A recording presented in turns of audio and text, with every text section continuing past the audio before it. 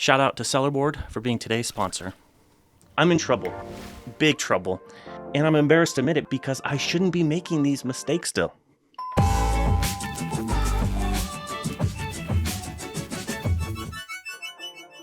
Over the last couple of months, a few not so good things have happened, and those things, are negatively affecting my FBA business. What's the issue, you might ask? What? The issue is that I am out of stock.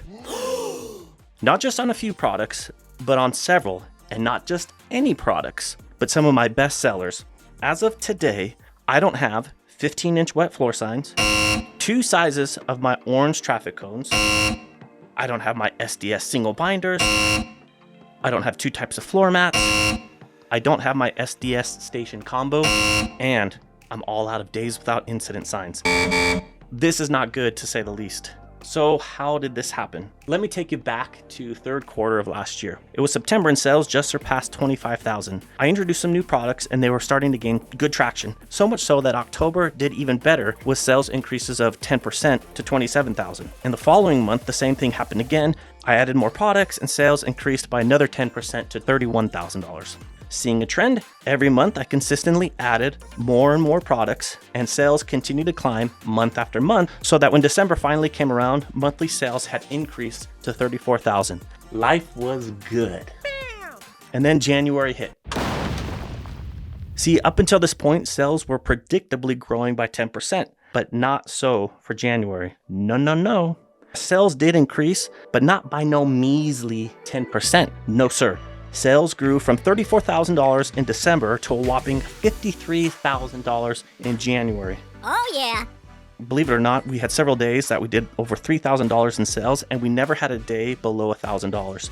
My confidence was increasing. Way to go. My bank account was going up, and life was better than good. At least so I thought. See, unbeknownst to me, there was a small problem lurking in the background. A small problem that was getting bigger and bigger every day. What was that problem? Well, like I mentioned earlier, I was running out of inventory. Prior to January, I was able to keep up with inventory demand because sales were just gradually increasing. As sales increased, I also increased production. But when January hit, the month-over-month sales increased not by 10%, but by 56%. Now I know what you're thinking. Well, then why didn't you just exponentially ramp up production? And that's a very good question.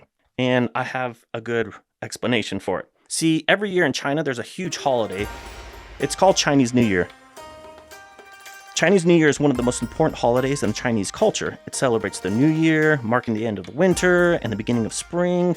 This holiday usually lasts 2 weeks, and during that time, factories close and workers return home to celebrate and spend time with their families. How that affects me and my business is pretty obvious. With no production for 2 weeks, I wasn't able to order more product, and my current stock levels continued to decline. So much so that now I'm at the point where I'm out of stock on 12 products, 3 of which are top 5 sellers. Chinese New Year is now over and production is ramping back up, but the damage has already been done. So the question is, how do I handle the immediate situation, and what will I do in the future to prevent this from happening again?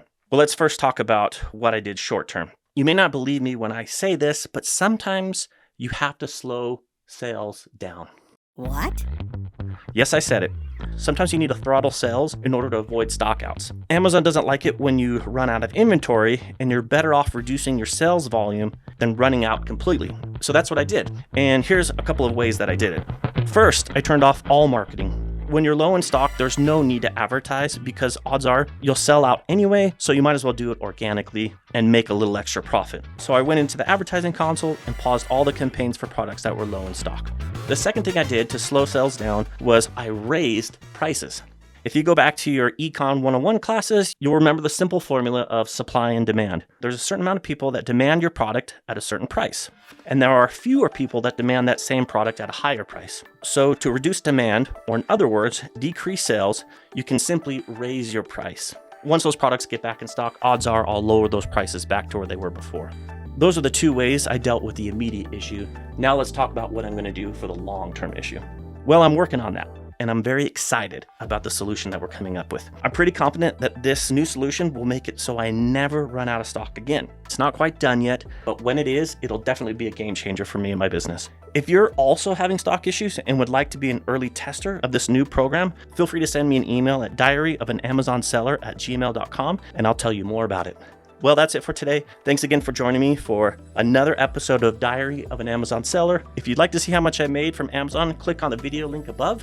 And if you haven't already, please like and subscribe. Until next time, take care.